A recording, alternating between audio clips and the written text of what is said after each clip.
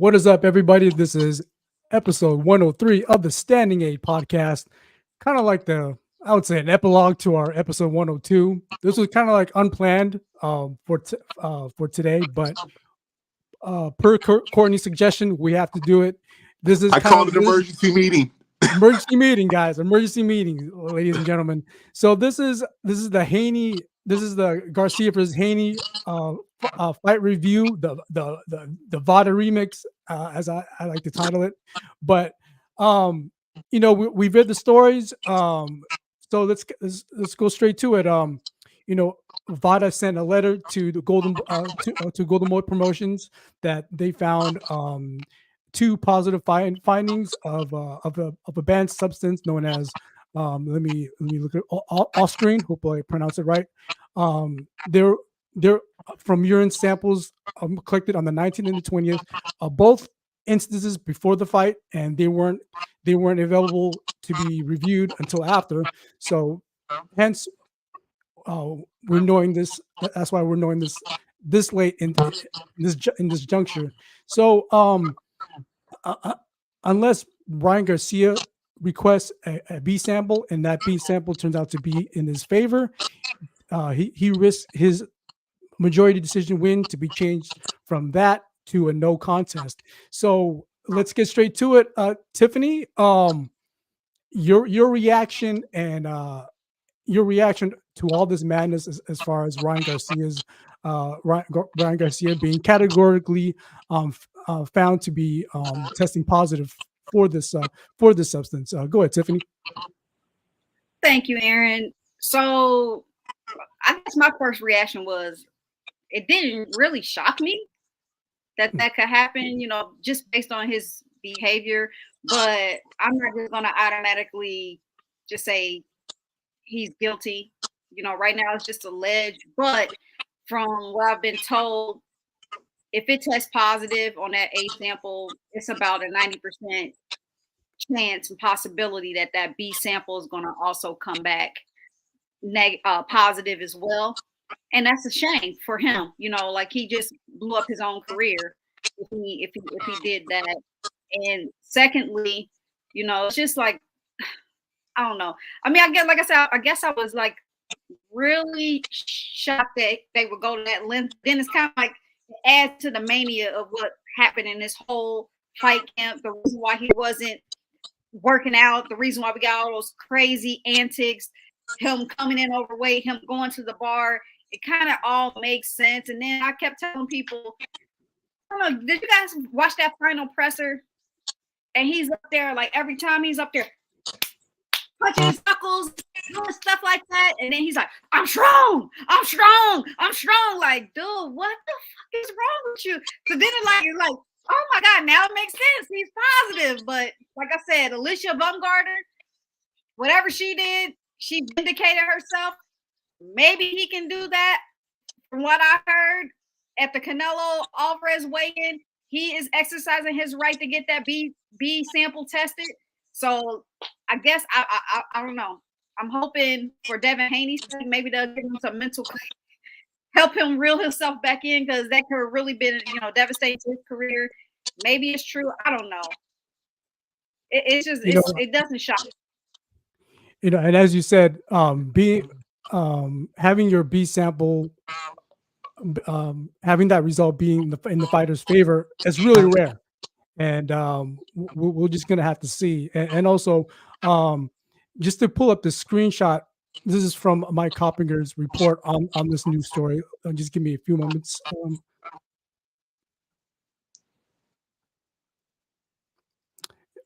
Just to review what this banned substance does. As you can see here, it aids in muscle growth. It's pivotal in fat loss, increased stamina. Basically, it's definitely performance enhancing, as we all can see. And Ostarine has been used in boxing before. Lucien Bute was tested positive for it. Even very recently, Amir Khan was found with it after his loss to Kell Brook. So it's been creeping up in the boxing sphere. So yeah, it's very known in the in the dark spaces of boxing. Courtney, let's go to you, man. I asked you this question in the chat. You felt Devin Haney should have been stripped, but now I asked you, do you feel any different? And you said definitely yes. So go ahead, Courtney, your reaction, and also you want to expound on that. I guess your change of position as far as Haney retaining those belts now, knowing Yeah. what And per what was written in Mike Coppinger's little write-up or report on ESPN.com, I'll also add that he states that Ostarine is unscheduled and un-FDA approved. So I think that makes it particularly heinous in that he's taken an unscheduled illicit substance that has no clinical or medical testing for safety. I think that's also particularly disturbing, just from an aspect of anybody being concerned about Ryan Garcia's health and well-being. That's aside from him coming into the ring, allegedly, using the substance and fighting, another combatant, that he had the potential to seriously hurt or injure. Yeah, so many, and thank you guys so much for making this happen on the snap, so we could get on and address some things and talk about some things. I certainly had things I want to say, and I'm still working around some of those things. But particularly the last episode, I was very emphatic in my comments with the about the WBC not stripping Devin Haney of his title at 140. And it's kind of ironic because Steven Ruiz, he told me to hang back in those comments. And I think that's in part because of his relationship with some of the people at the WBC. I know are very esteemed guest panelists who we've had a long relationship with on the show. Anthony Stack Saldana is also very friendly and cordial with members of WBC leadership. So certainly, this is not an apology for what I said. I did say what I said. I do feel how I feel in terms of that with the initial result. So this isn't my attempt to kowtow out to the WBC just because we have people who have relationships with them or in relationships with people who are in a relationship with the WBC. But at the same time, I think this does certainly change things for Devin Haney. I think if this is indeed true and the B sample comes back and it is definitively shown that Ryan Garcia is a drug cheat and used a banned substance, the result of the fight should be changed to a no contest. Devin Haney's record should not be negatively and adversely affected by somebody coming in and cheating in order to beat him. And that definitely does change my perspective and my take on the WBC's action. There's a conspiratorial streak in me though that does partially believe that maybe perhaps the WBC did know what was going on, so it made their decision a little bit easier to keep Devin Haney with their title, because I know there was some it was confusing for a lot of people, myself included, in that in the run up to the fight, as soon as Ryan Garcia missed weight, there was a statement saying that he wouldn't be eligible to win the WBC title. The fight would go on, and if Devin Haney lost, he would be stripped. He would no longer be the WBC champion. And then the course changed on that. So, that, in light of the turn that was taken after, and then in light of what we're looking at now, that looks fishy to me. It really does. But I've already made some strong statements and said a lot in regards to WBC's decision. So I think due diligence does have to be taken in terms of the B sample being tested and per se letting things play out.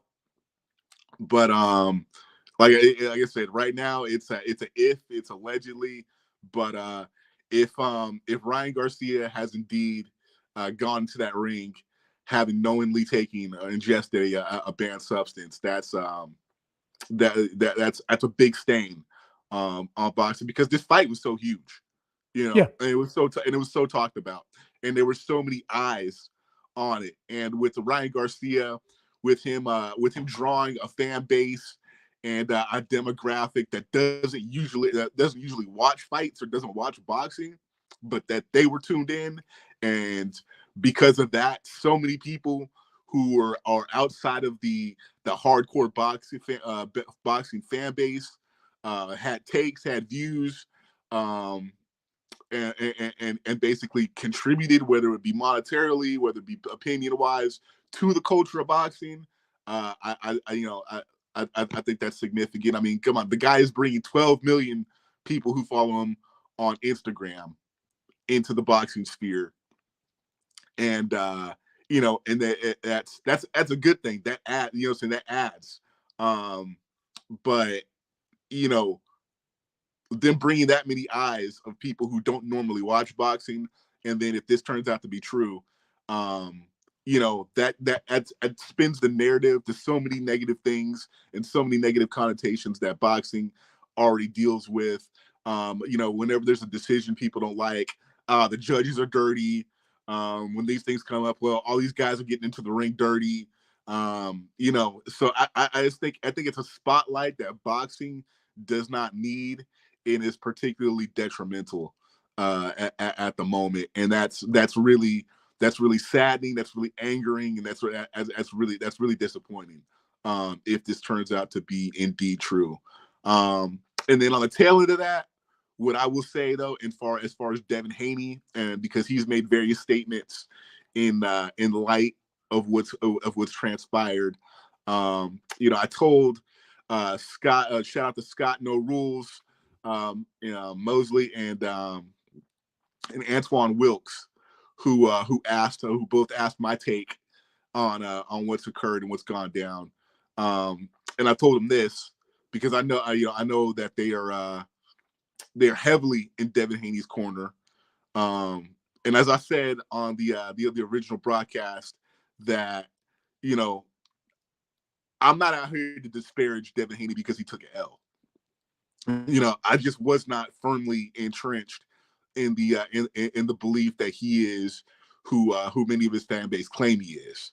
And I still have not come off that, simply for the fact that if Ryan Garcia did that to him while juiced up, I seriously believe Teofimo Lopez, Shakur Stevenson, Tank Davis could have and would have done that to him if they had just been on Flintstone vitamins and apple juice. So, but yeah, like I said, I mean, we've got some other high profile cases that have come out in boxing having to do with performance enhancing drugs. Alicia Baumgardner, her B sample was tested, and she was vindicated. Connor Ben, his B sample was tested, and as valid or not as it is, the boxing board of control over in Britain, basically they gave him an out by explanation that it was due to increased egg consumption. With Canelo, with the controversy he was embroiled in a few years ago,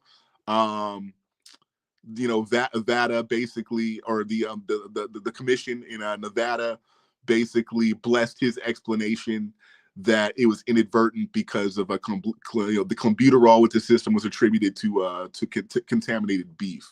And that claim was strengthened by the fact that there is precedent in that, with various members from the Mexican soccer team also being able to claim that excuse. But even with that, Canelo did take his medicine, and I think justifiably had to serve his 6-month ban with that. So my thing too is, even if this turns out to be dietary per se, I'm going to say the same thing I said when Canelo, as much of a Canelo fan as I am, that, you know, you have people in your corner, you know, you have a nutritionist employed, you have people who are preparing your meals.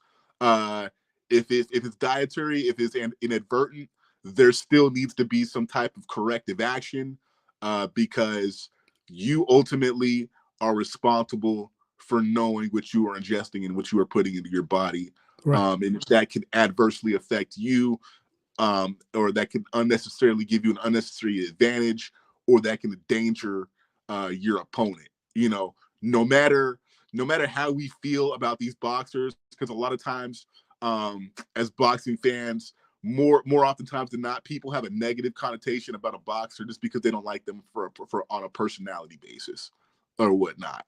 But you know what I'm saying. But even in that, you know, nobody should want to see, you know, somebody go into the ring and face an undue advantage or disadvantage, or possibly be in a position where somebody kills them in that ring, you know. Right. And you know, and I think that particularly hits home for Tiffany Daniels right now, because you know she's doing her due diligence and going through the steps of being a fight judge and a referee.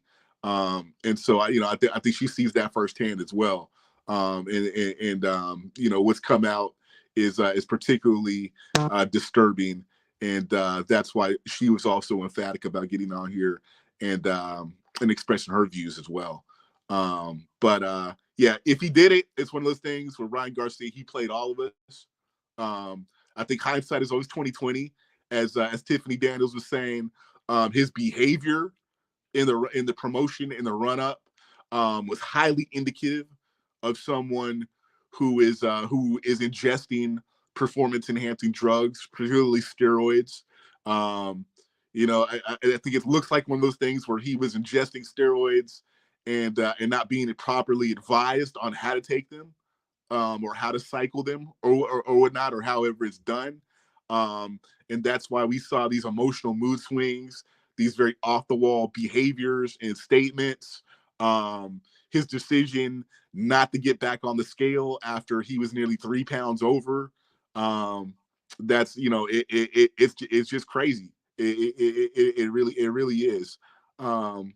But it's one of those things, because of the profile of this fight. There's a part of me that actually does hope there's some way he can be vindicated, or that this turns out to be a mistake, or that the B sample does clear. Just because I don't want the credibility of the sport to Right. suffer Right. more than it already has by other people who have had who have tested positive for PEDs, or because of some of the bad decisions or bad business moves that have been made in boxing. You know, boxing is at a very precarious state right now. I think, as I was saying last episode, I think the Saudis have the Saudi royal family have definitely thrown boxing a lifeline. But I mean, in terms of mainstream acceptance of the sport, it's kind of half a step above horse racing right now, you know. And I love this time of year because we got Cinco de Mayo with the big fights coming up, particularly Canelo Alvarez being back in the ring.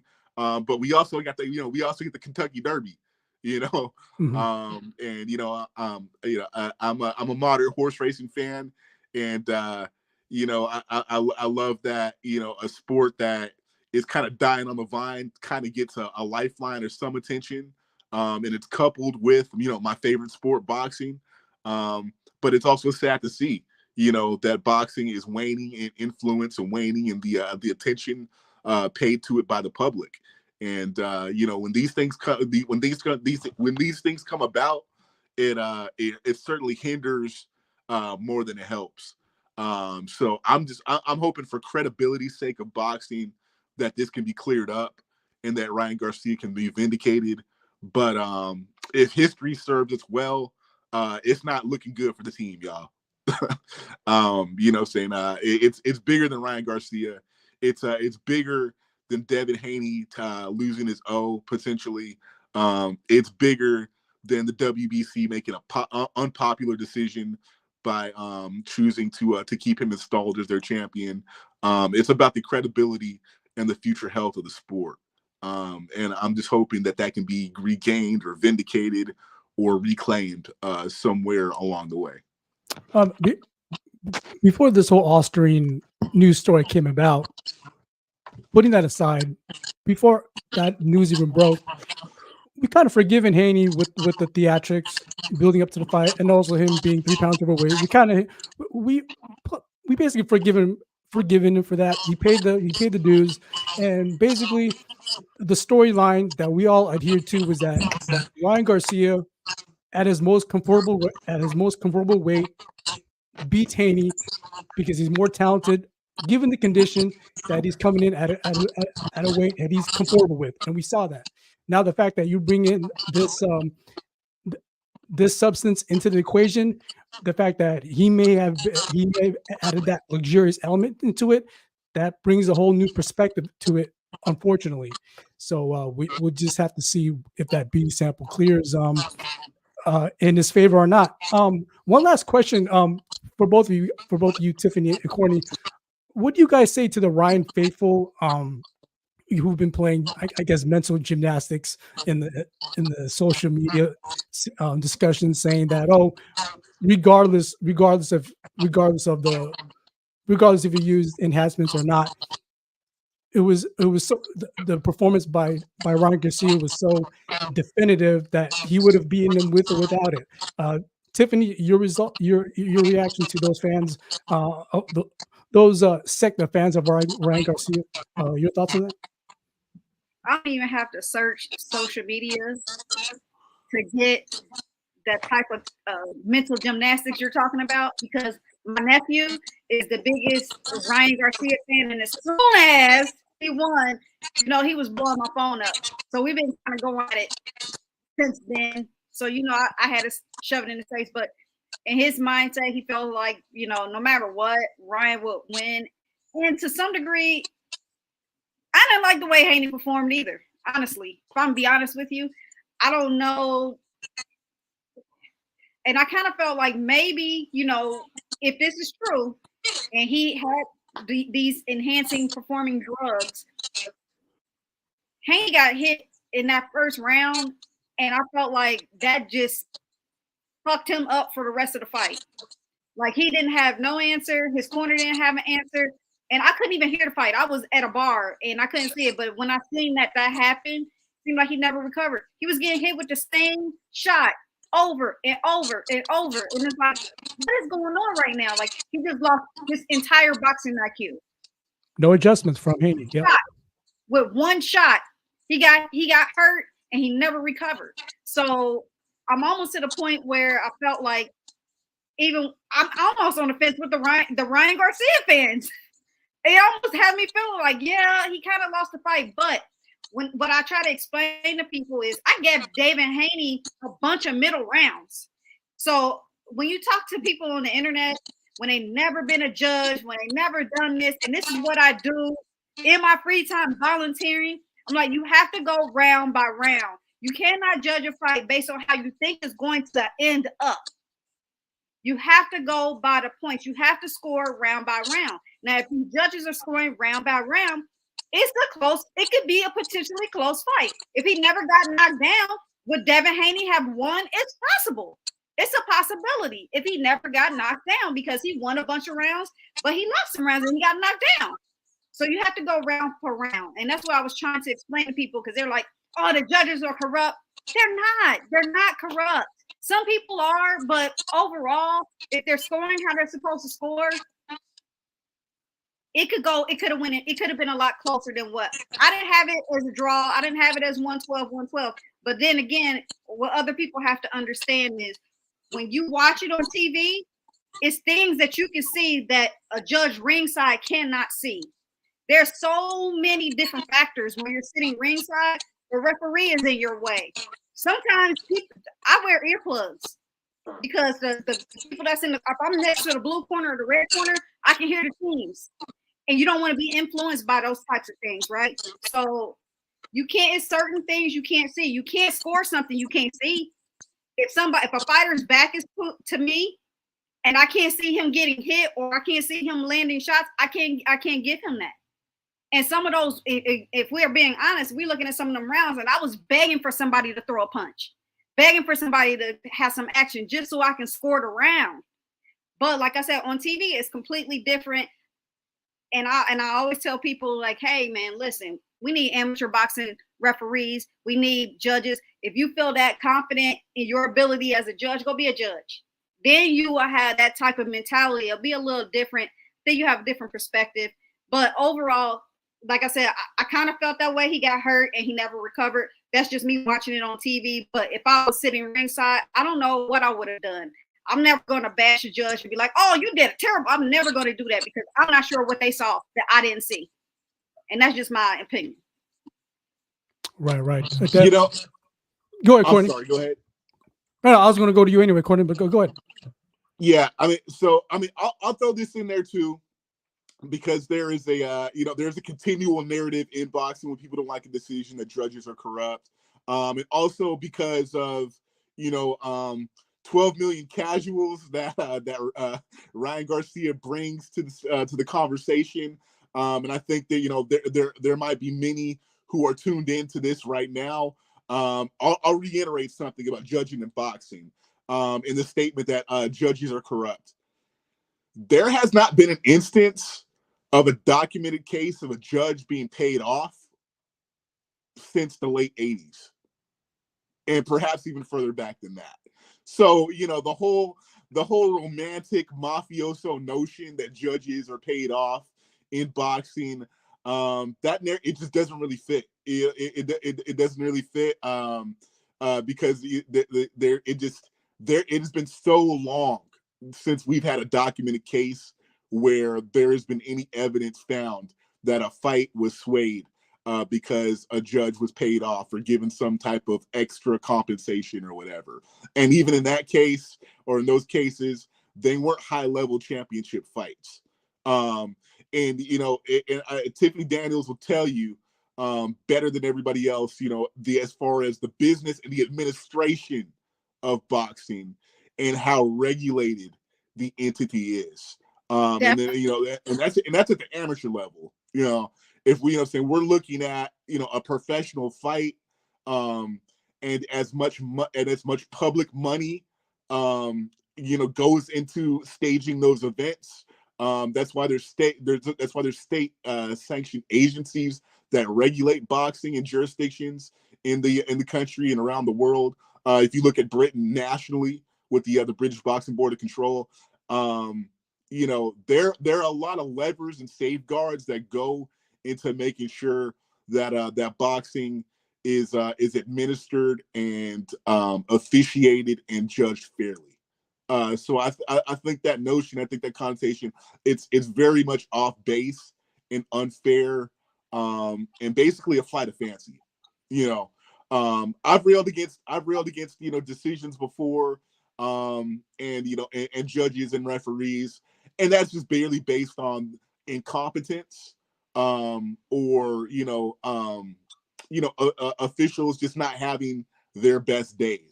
And I said that about Harvey Dock in the way that he refereed the fight. In that Harvey Dock, I think he's one of the most competent and capable referees in the game right now. But I think collectively everybody thinks he could have done a bit better of a job officiating that fight in a fair manner, particularly as it pertained to Devin Haney. And now looking at what's allegedly gone down on the part of Ryan Garcia, I think further examination might be given to that. Is that, well, damn, did he do a good job of protecting Devin Haney? Because you got a guy with proverbially loaded gloves. If you're ingesting a PED, and you're coming in with an undue advantage, well, that means you've got more potential to hurt the other guy or seriously damage the other guy than that guy has to damage you. You know, if Ryan Garcia knew he was coming in dirty, then he knew that Devin Haney was probably not taking the same steps into say he was. So, you know, so that's one of those things where you come in with an advantage. But while I'm on that, I'll say this in terms of what people are saying, as far as like, well, because of the way Ryan Garcia dispatched Devin Haney, you know, it would have gone either way. I don't necessarily see that as problematic. Because I mean, I think I will continually take flack for this statement as long as I have something to say in regards to boxing. But I take it back to the Miguel Cotto Margarito fight, you know, and that, you know, I get proverbial tomatoes thrown at me every time I say it, but I truly believe, loaded hand wraps or not, Margarito would have put that ass whooping on Cotto either way. Just for the fact that Cotto was due for it and Cotto was susceptible for that type of beating. And I see this Ryan Garcia and Devin Haney fight kind of the same way, in that, you know, I think many of us were surprised that Ryan Garcia was the person who did him like that. But just because of how he did it, Ryan Garcia coming in not on, you know, on Ostarine or any other banned substance, Ryan Garcia didn't do anything to Devin Haney that he wasn't known for. You know what I'm saying? We already knew the hand speed was a problem. We already knew the left hook was, you know, is one of the deadliest in the mid to lower divisions in boxing. He already called it that he was going to hurt him with the right hand too. You know what I'm saying? So I mean, and we also already know that Ryan Garcia, with the recent change in trainers, is coming in with one of the most capable minds in boxing with Derrick James, who, you know, for all Ryan Garcia's antics, basically had him coming into that ring ready to die and prepared to kill.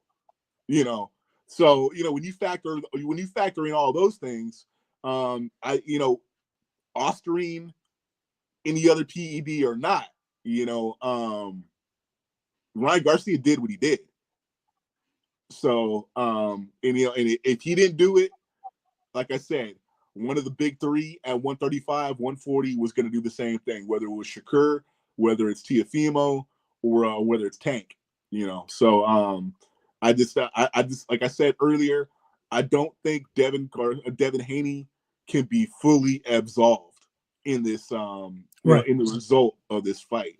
I think, I think whether the result stands, I think whether it's changed to a no contest, popular opinion is always going to see emphatically that Ryan Garcia beat his ass that night. I want to bring up Awesome something. stuff. Yeah, go ahead, Tiffany.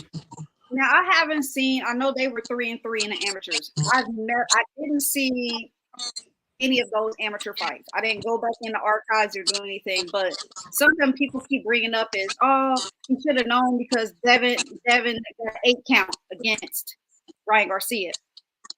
I'm gonna just stop the bullshit right now with an 8 count. And this is for all amateur coaches and amateur fans. You know, when they don't know how to score boxing, they just, a lot of the stuff that you see does not count. It's not in the zone where it counts. Okay, the scoring zone. But an 8 count does not mean you get knocked down. That is not, it's not indicative of a knockdown. Like he got knocked down and so he's going to get knocked down. An 8 count could be, hey, he took a couple of moments I didn't necessarily like. Maybe his head snapped back, and a referee is simply just going to assess if that fighter is okay. But that doesn't even mean you lose the round. You can still win the round with the 8 count. So I just wanted to squash that because a lot of people think, oh, he got an 8 count. He knocked. That does not mean an 8 count in amateur boxing is not a 10-8 round in professional boxing. And you can still score a 10-8 round in professional boxing without a knockdown if you felt like that boxer was doing a lot more than the other boxer. But I just wanted to clarify that for people who don't understand how amateur boxing is scored, just to calm down, like, you know, some of the things people were saying, you know, just clarification. Awesome, awesome, and it's good. And it's good you clarify that for people. Well, not many people will know that, and it's good you brought that up, Tiffany. So that's gonna wrap it up for our emergency meeting on episode 103. Credit to you, Courtney, for calling this emergency meeting. He laid the gavel down. So you know, uh, a unification of the minds, what have you, on a short notice, but I love it. Episode 103.